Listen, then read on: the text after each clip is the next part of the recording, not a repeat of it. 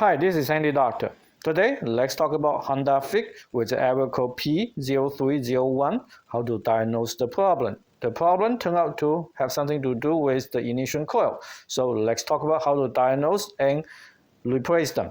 So this is my friend's car. When I was out of town, he told me that the check engine light was on, just like the light I show you on the screen right now. And in fact, when he was on the highway, it was flashing. So I told him, don't drive the car, especially not on the highway. And then he said he doesn't really need a car for the next few weeks and asked me to help him diagnose it. Then I said, yes, absolutely, let's do that.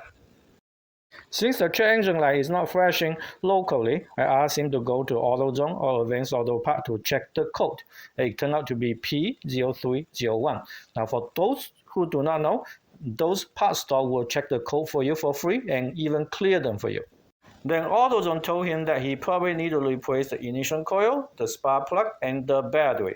I told him, no, don't do that, okay? Especially I know his battery and spark plug are very new. I do suspect that the ignition coil may be the problem, but I will find out exactly what it is when I get back.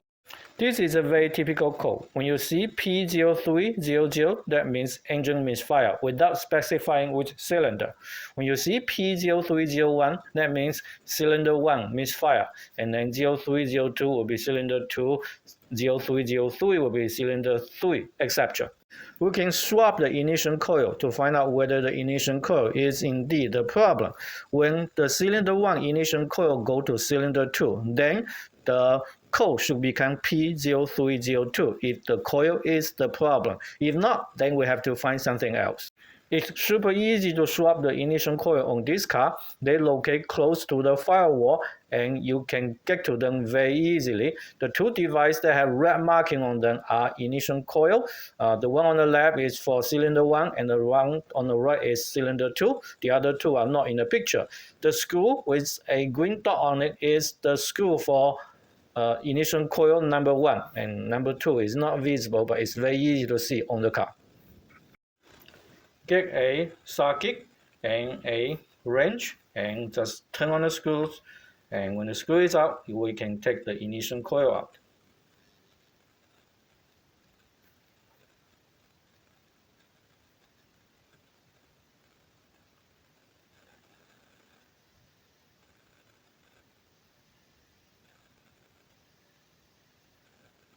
So the screw is out, and just pull the ignition coil very easily and snap on the electrical connector to remove the connector. Here is the ignition coil. Now let's label the coil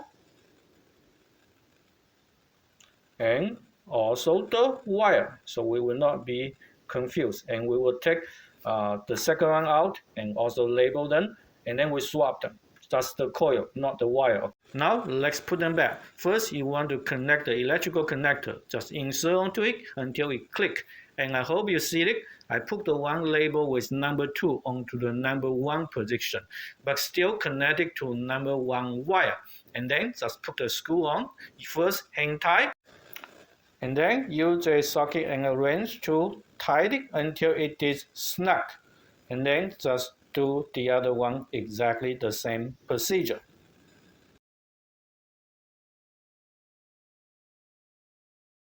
This is how they look like in the end. You see the two coils are swapped, and we clear the code at AutoZone. And you may ask, what's the result? Well, even I don't believe it. No codes anymore. It's been 2 weeks, and my friend already drove on the highway a few times, but no code comes back. The car driving perfectly. You may say, well, dang, what's going on? Well, I am guessing there was a bad connection at the ignition coil or the electrical connector, and in this process, we actually fix it. So you see, no part to replace. Definitely not ignition coil, spark plug, and battery. And I hope we all learned something useful here. Now, I don't blame AutoZone or any parts store. They're actually the best people in the auto industry, which doesn't have a whole lot of good people, unfortunately.